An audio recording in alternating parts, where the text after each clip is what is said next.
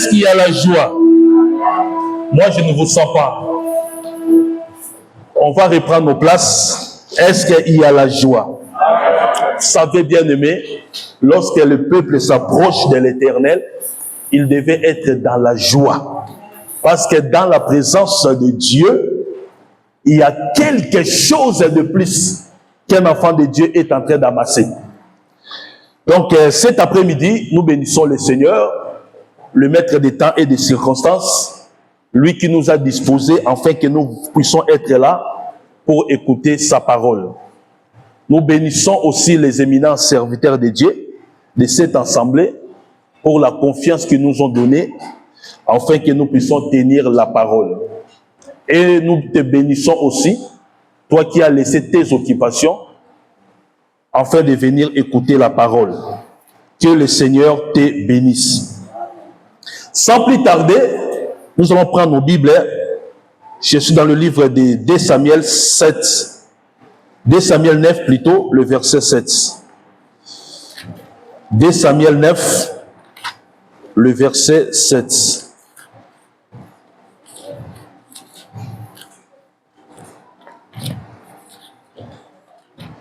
« 2 Samuel 9, le verset 7. » Nous lisons la parole de Dieu dans 2 Samuel 9. Tu peux commencer au verset 6, s'il vous plaît. À partir du verset 6. Il est écrit au verset 6. Et Méphibosheth, fils de Jonathan, fils de Saül, vint auprès de David, tomba sur sa face et se prosterna. David dit, Méphibosheth, et il répondit, voici ton serviteur.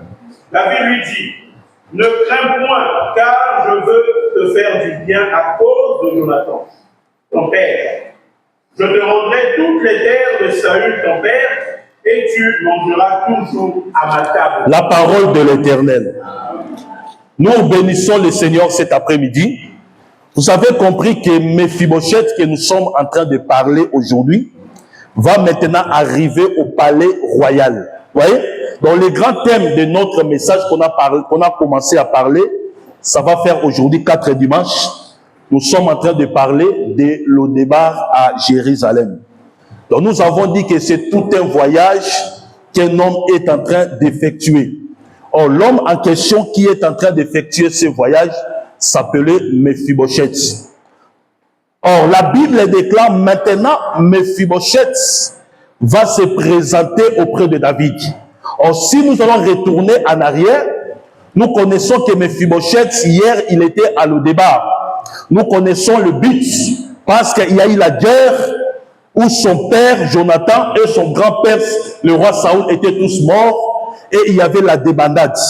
Et Méphibosheth, la nourrice l'avait transporté, lui avait tombé, et il s'est perdu le pied. Et la raison pour laquelle il s'est retrouvé à le départ.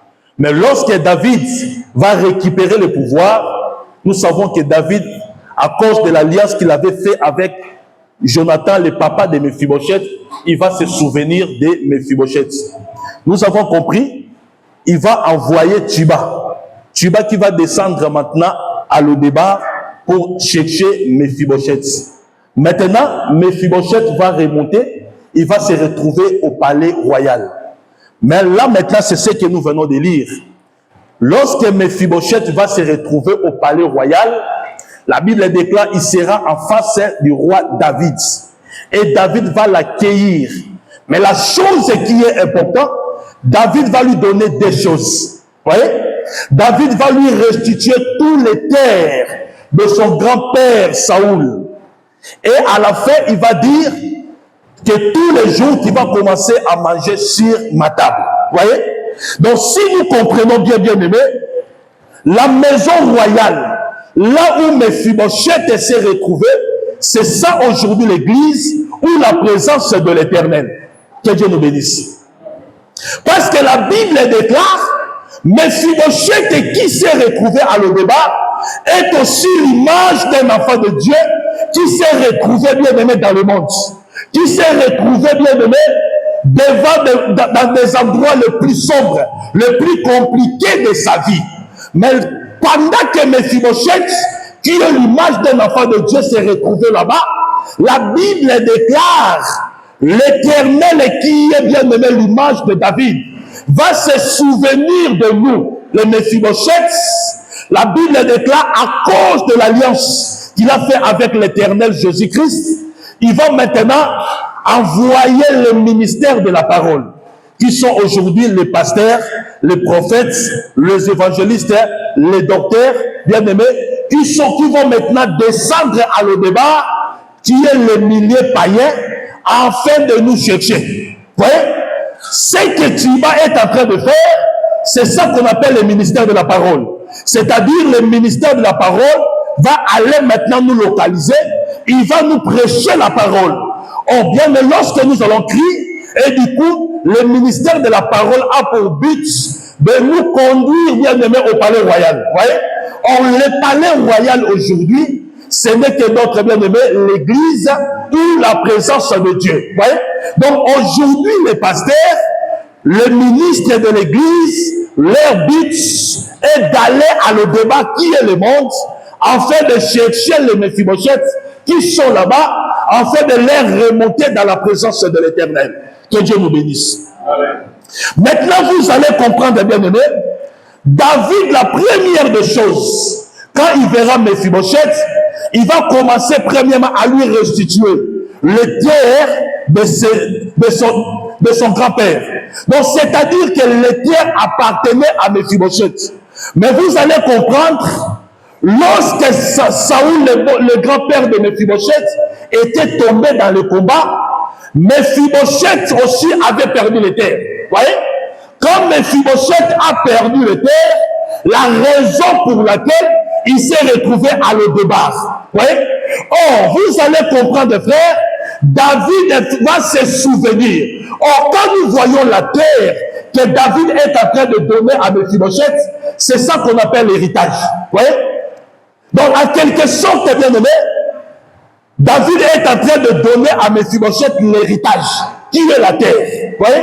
Or, vous allez comprendre, même lorsque Israël ont quitté l'Égypte, ils ont marché avec le Seigneur.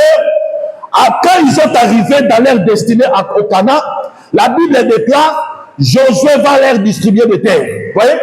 Donc, par là, nous avons compris que la terre signifie l'héritage. Vous voyez? Or, nous, les enfants de Dieu, notre héritage, mes frères, ce n'est que la vie éternelle. Est-ce que quelqu'un a compris? Amen. Éphésiens 1er, le verset 13 à 14.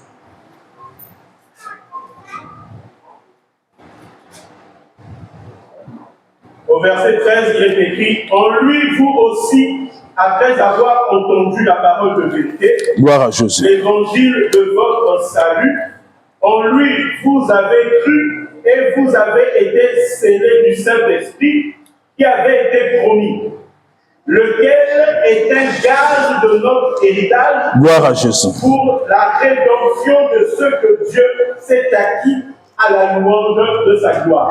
La parole de l'Éternel. Donc nous avons compris que la terre que David est en train de donner à Méphibosheth, qui n'est rien d'autre que, bien aimé, un héritage qui est la vie éternelle. Vous voyez? Donc en quelque sorte, nous voulons comprendre, après la chute, bien aimé, de Saoul était mort, Méphibosheth qui était resté en vie, il avait perdu la terre. Or, la terre que Méphibosheth avait perdue, c'était la vie éternelle. La raison pour laquelle il s'est retrouvé à le débat. Vous voyez? Mais pour que Méphibosheth puisse retrouver les terres de Saoul, il a fallu, bien aimé, que David puisse se souvenir de l'alliance. Donc, l'alliance de David, c'est ça qui va faire en sorte que la terre que Méphibosheth avait été privée, en fait, il puisse les retrouver. Vous voyez? Or, nous venons de dire que le véritable Méphibosheth, c'est toi et moi que nous sommes là. Hier, nous étions à Éden. Vous voyez? Quand Adam, bien-aimé, était tombé, nous avons perdu, bien-aimé, l'héritage, qui était la vie éternelle. Vous voyez? Mais pour que nous puissions retourner, il a fallu que Dieu puisse maintenant se souvenir de l'alliance qu'il a fait avec le Seigneur Jésus-Christ. Que Dieu nous bénisse.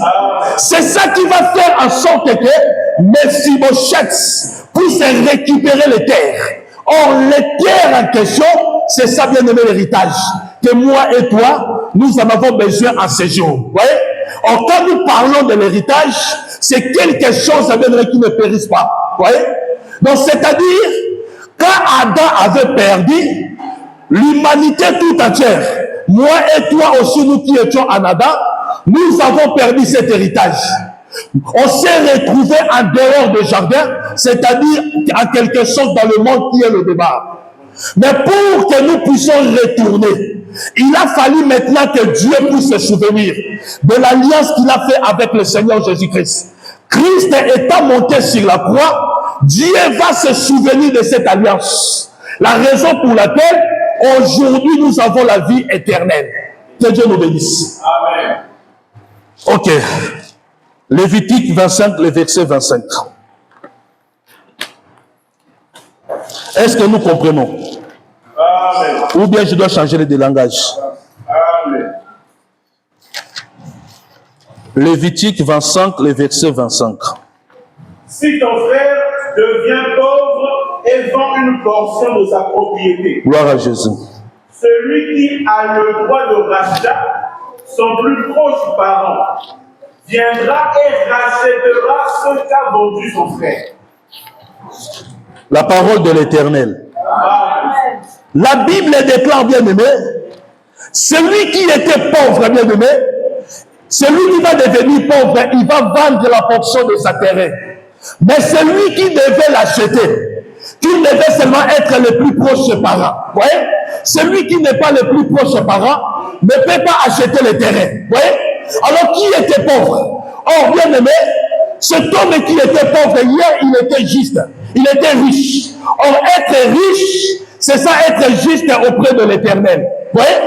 Mais lorsque celui qui était juste, bien aimé, qui était riche, il va devenir pauvre, bien aimé, c'est-à-dire que c'est quand Adam va pécher. Quand Adam va pécher, il va perdre l'héritage qui était le terrain qui lui a été doté. Vous voyez? Et Adam va se retourner, bien aimé, va se retrouver plutôt dans le monde.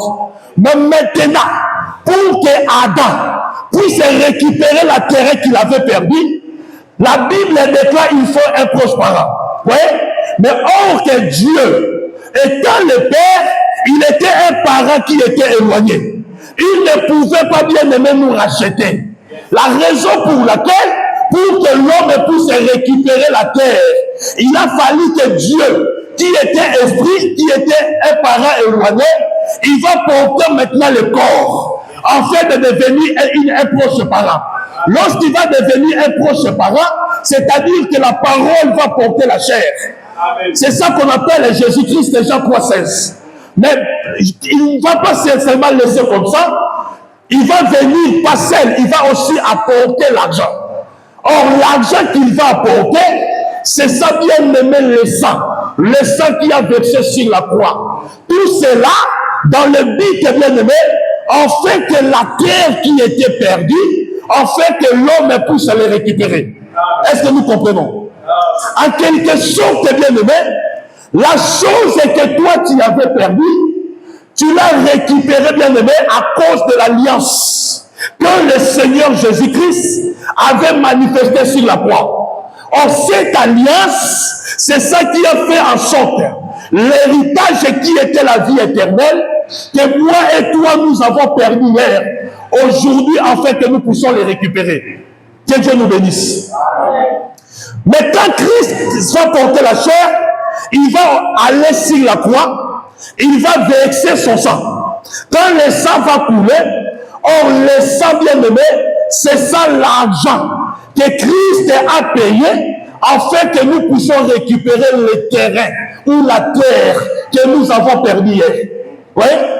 Si nous lisons, bien aimé, dans le livre de Matthieu 27, vous allez comprendre, pendant que Judas a vendu le Seigneur Jésus-Christ, la Bible déclare que Judas, de son côté, il s'est culpabilisé. Il a compris qu'il a vendu un innocent. Il ne pouvait pas laisser comme ça. Judas va retourner pour redonner l'argent afin qu'on laisse Jésus. Mais les sacrificateurs n'ont pas voulu. Et Judas les a laissé l'argent par terre. Mais lorsqu'ils ont pris cet argent, la Bible déclare, ils ont dit que cet argent, on ne peut pas le mettre dans les trésors sacrés. Il a fallu qu'on puisse acheter maintenant un champ. Vous voyez? La raison pour laquelle cet argent, la Bible déclare que les sacrificateurs ont pris cet argent, ils ont acheté un champ. Vous voyez? Mais pourquoi les sacrificateurs devaient acheter un champ? Vous voyez? Pourquoi? Parce que hier, moi et toi, nous avons perdu un champ dans le jardin d'Éden. Vous voyez? Parce que dans le jardin d'Éden, l'homme avait perdu la terre. Mais maintenant, pour que cette terre puisse être restituée, il a fallu qu'on puisse vendre Jésus. Vous voyez? Or, Jésus, c'est lui qui devait acheter la terre. Vous voyez? La raison pour laquelle les sacrificateurs bien-aimés devaient prendre cet argent et ils vont aller acheter un champ. Ils ont dit que ces champs, on va uniquement enterrer les étrangers. Or, ces jours-là, pendant que nous avons bien-aimé perdu la terre, nous étions tous devenus les étrangers. Vous voyez? Parce que nous avons perdu la terre.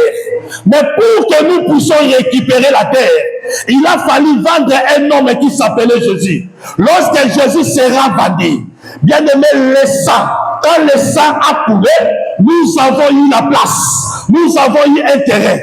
Vous allez comprendre que les sacrificateurs ont dit, on va acheter un champ pour enterrer les étrangers. Voilà, je voulais te rassurer aujourd'hui que grâce à la mort de Jésus-Christ, aujourd'hui, toi, tu as trouvé un terrain. Tu as trouvé un endroit de ton repos. Vous voyez? Parce que le repos, bien aimé, c'est lorsque la personne est morte. Vous voyez?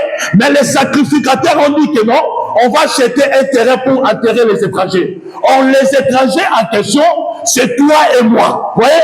Lorsque Christ est mort, nous avons eu le terrain. C'est-à-dire aujourd'hui, je voulais te dire, frère, ne faut plus être dans les tracasseries parce qu'il y a déjà un endroit qui a été acheté pour toi. Que Dieu te bénisse. Aujourd'hui, nous les chrétiens, nous avons l'espérance. Parce que les jours où nous mourrons, il y a déjà un endroit qui est la vie éternelle, qui a été acheté pour nous. Vous voyez? Donc, c'est les païens bien-aimés qui sont dans le tourment, qui ne pensent pas que le jour de ma mort, je ne sais pas ce qui va arriver. Mais toi, étant un enfant de Dieu, tu sais déjà très bien, il y a un endroit qui a été acheté pour toi. Or, cet endroit a été acheté par le sang de l'Éternel Jésus-Christ. Vous voyez? Aujourd'hui, nous avons là où bien-aimé s'est reposé. Le jour de ta mort, il y a un champ qui est la vie éternelle qui a été déjà proposé pour toi. La raison pour laquelle aujourd'hui, ayons l'espérance. Parce qu'après cette vie, il y a encore une autre vie qui nous attend, qui est la vie éternelle. C'est ça la terre que David est en train de donner à Mephibosheth. Oh yes. Est-ce que quelqu'un a compris?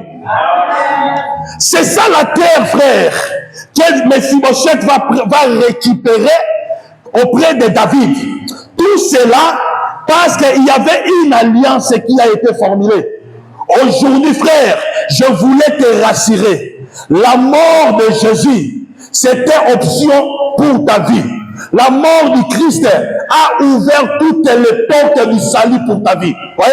Ne faut pas bien aimer être dans des regrets. Ne faut pas bien aimer murmurer. Parce que la mort du Christ a assuré ton repos cet après-midi. La mort du Christ, bien aimé, a maintenant martelé ta vie. Au moins que tu sens que le jour de ma mort, il y a une vie meilleure qui m'attend parce que, bien aimé, le champ a été déjà acheté pour ta vie. Que Dieu te bénisse. Vous allez comprendre, frères, Mephibosheth, lorsqu'il va arriver auprès de David, David va commencer d'abord à donner la terre. La terre, c'est la vie éternelle. Voyez? Mais David ne va pas se laisser comme ça. Après l'avoir donné la vie éternelle, il va encore lui dompter la table. Il va dire maintenant que tu vas commencer à manger à ma table tous les jours de ta vie. Or, la table en question, c'est le centuple bien-aimé qui est en train de nous suivre lorsque nous avons cru au Seigneur Jésus-Christ. Voyez? La table bien-aimée, c'est toutes les choses temporaires qu'on en a besoin, bien aimé, pour vivre sur la terre. Voilà, je voulais exhorter une personne cet après-midi. Plutôt de chercher la vie éternelle. Parce que le mariage, le travail, les enfants, la santé, toutes les choses de ce monde, Dieu va te les rajouter, bien aimé, comme une récompense. Mais la première des choses, l'Éternel a voulu d'abord assurer ton repos qui est l'éternité. Vous voyez? C'est ça qui est beaucoup plus important. La raison pour laquelle, bien aimé, dans le livre de Matthieu, la Bible déclare, recherchez, bien aimé, d'abord les choses d'en haut, et le tout vous sera donné comme un bénéfice. Vous voyez? Au lieu de chercher d'abord les voitures, au lieu de chercher de quoi vêtir, au lieu de chercher les choses de ce monde, mais je voulais te dire, tous les matériels sont les biens temporaires. Mais lorsque tu vas venir auprès de l'Éternel, qui est David, David va commencer d'abord à restituer la terre. C'est-à-dire, David a pour but de te donner d'abord, bien aimé, la vie éternelle. C'est ça qui est beaucoup plus avantageux pour la vie d'un enfant de Dieu. Vous voyez? Il y a d'autres personnes qui viennent à l'église, ils ont besoin d'être bénis matériellement. Ce n'est pas mauvais, c'est bien. Mais je voulais t'exhorter. Cherchez d'abord, bien aimé, la vie éternelle.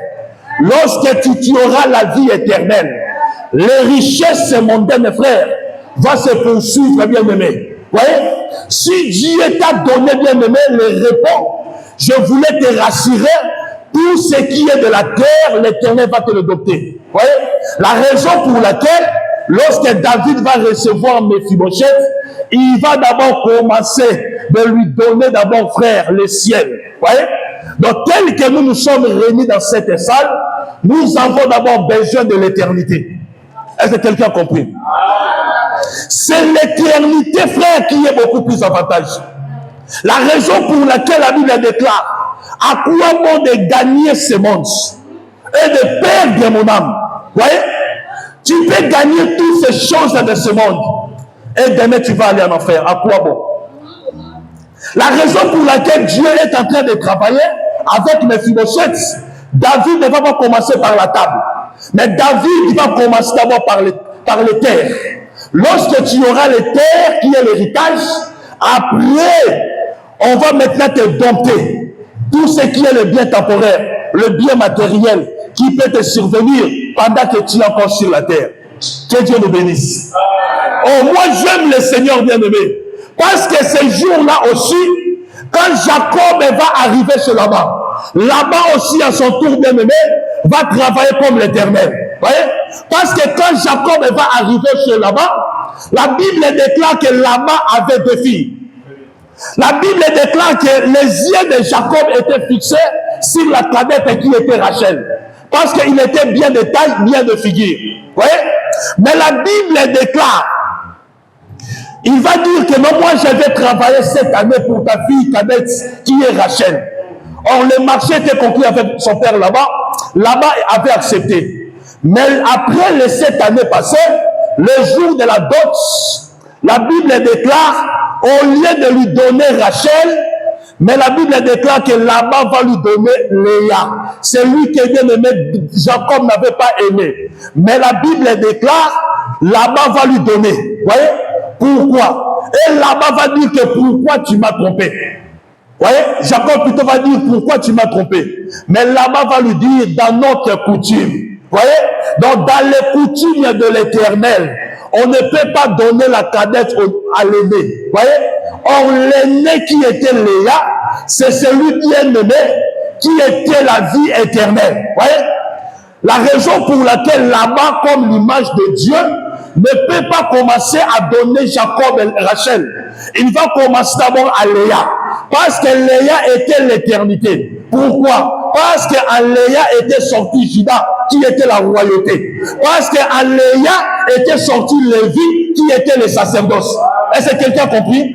Donc c'est ça bien aimé que là-bas, l'image de Dieu devait commencer d'abord à récompenser Jacob, qui est l'image d'un enfant de Dieu. Vous voyez?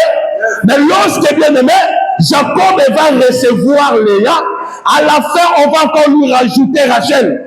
Or, Rachel est bien-aimé, c'est le bien matériel, c'est le bien temporaire. La raison pour laquelle vous allez remarquer, lorsqu'ils ont commencé leur marche, vous allez comprendre que Rachel n'entre pas à Cana. Rachel va rester sur le chemin et c'est Léa qui va accompagner Jacob jusqu'à Cana. Voyez? Or, celui qui va t'accompagner à Cana, ce n'est que la vie éternelle. Amen. Que Dieu nous bénisse. Amen. La raison pour laquelle, frère, toi qui se souciais de quoi vêtir, de quoi manger, de quoi je vais être demain, ne te souciez pas de lendemain, car le lendemain prendra soin d'elle-même. Mais ce qui est important, cherchez d'abord le royaume et la justice, et le tout te sera donné par-dessus. Dieu sait que bien aimé, tu auras le mariage demain. Dieu sait qu'il faut que tu puisses avoir les enfants. Dieu sait qu'il faut que tu couvres ton corps. Mais ce n'est pas bien aimé le souci de ta vie. Le plus important, il faut commencer d'abord à chercher l'éternité. Parce que Dieu, ce matin, il veut que bien aimé, que tu puisses d'abord assurer ton repos. Donc, c'est-à-dire, quand tu t'approches de Dieu, ne viens pas en fait que Dieu puisse te donner le voiture. Ne viens pas en fait que l'Éternel puisse t'accorder le mariage. Je te dis que tu auras le mariage, tu auras les enfants, tu auras les papiers, tu auras le travail. Mais après toutes ces choses, bien aimé, tu vas perdre ton âme. À quoi bon? Mais c'est que Dieu veut de ta vie, que tu puisses assurer ton éternité. Lorsque l'éternité sera assurée, c'est là que, bien aimé, le tout te sera accordé comme un bénéfice. Même lorsque tu n'en auras pas, frère, ayons l'espérance, parce que ma vie éternelle est assurée. Voyez? Parce qu'après cette vie, il y a encore une autre vie qui nous attend, qui est la vie éternelle. Voyez? La raison pour laquelle David va assurer d'abord le repos de Mephibosheth. En fait, bien aimé, il va lui dompter le matériel cet après-midi. Si vous lisez encore dans la Bible, lorsque Isaac est en train de bénir Jacob, voyez, Isaac va commencer d'abord à lui bénir de la rosée du ciel, voyez, et après va suivre de la graisse de la terre. Donc la rosée du ciel, ce n'est que bien aimé l'éternité ou la vie éternelle. Donc tel que nous venons à l'éternel, je voulais t'exhorter, bien aimé. Je sais que nous avons besoin de matériel, mais ne se souciez pas des matériels. Soucions d'abord, bien aimé, de l'éternité. Parce que je connais un homme dans la Bible qui a raté, bien aimé, le bien temporaire, mais il avait assuré son repos. Vous voyez? La personne du pauvre Lazare. Vous voyez? Il avait assuré son repos, mais il avait perdu le matériel. Parce que le matériel, c'est temporaire. Mais bien aimé, la vie éternelle, c'est pour toujours. Mais ce que Dieu veut aujourd'hui de ta vie, que tu puisses d'abord chercher le royaume. Alors, comment chercher le royaume? Voyez? Que Dieu nous bénisse. Parce que le royaume est bien aimé, n'est pas donné bien aimé comme ça seulement, non. Mais pour hériter le royaume, il faut écouter le conseil de Tuba. Voyez? Parce que c'est Tuba qui va amener Mephibosheth auprès de David. Si ce jour-là, Mephibosheth avait résisté de Tuba, il ne devait pas voir David. Il ne devait pas aussi bien aimé récupérer les terres de son grand-père Saoul. Et il ne pouvait pas avoir aussi l'accès de manger à la table du roi. Mais parce qu'il avait écouté Tuba, c'est Tuba qui connaît le chemin. C'est Tuba qui fera en sorte que Mephibosheth puisse récupérer la vie éternelle. Or, Tuba que nous sommes en train de parler, c'est le ministère de la parole. Les serviteurs de l'Église, c'est eux bien-aimés qui ont, frère, une marge à faire afin que moi et toi, nous puissions récupérer la terre qui est la vie éternelle. Voyez? Pratiquez bien-aimé la justice de Dieu au sein de ta vie. Pratiquez la volonté de l'Éternel. Ne te force pas d'abandonner le Seigneur afin d'aller récupérer le bien matériel. Je voulais te dire, le jour de notre mort, On va tout laisser sur la terre. Il n'y a personne qui va mener son compte en banque, bien aimé, à l'au-delà. Il n'y a personne, bien aimé, qui va mener sa maison, qui va mener sa voiture, qui va mener ses habits. Mes frères, celui qui a le Seigneur Jésus-Christ, le Seigneur va l'accompagner jusqu'au lieu de son sépulture. C'est l'Éternel qui va l'accompagner au jour bien aimé jusqu'à la vie éternelle. Or, la vie va continuer et bien aimé, tu vas continuer à contempler la beauté de l'Éternel. Toutes les choses de ce monde sont des choses temporaires qui vont passer. Mais l'Éternel qui voulait travailler avec toi, pour conclure, je voulais te dire, abandonnez frère, toutes ces choses de ce monde. Abandonnez toutes ces choses. Je sais que l'Éternel sait ton cœur. Il sait que demain, tu auras du travail. Il sait que demain, tu auras des enfants. Il sait que demain, tu auras le voyage. Il sait que demain, tu auras un bon travail. Mais toi, cet après-midi, travaille d'abord pour l'éternité. Lorsque ton éternité sera assurée, et le tout maintenant sera accordé. Aujourd'hui, si peut-être tu vois, les choses n'évoluent pas, parce qu'aujourd'hui, l'éternité n'est pas encore assurée. Vous voyez? La raison pour laquelle Dieu travaille avec toi, en fait, que tu puisses assurer d'abord l'éternité. Lorsque tu vas assurer l'éternité, le bien temporaire qui dérange ton cœur, l'Éternel va les rajouter. Vous voyez?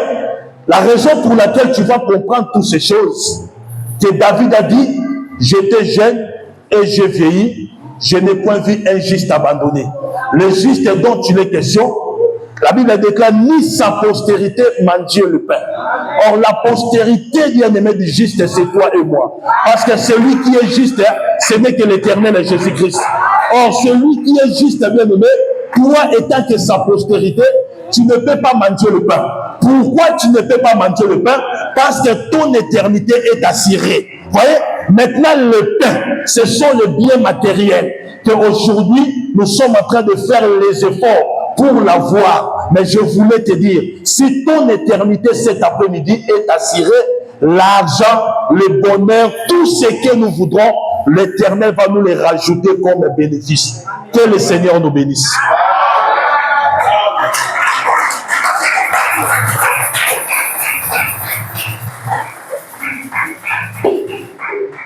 Est-ce qu'on peut prier le Seigneur?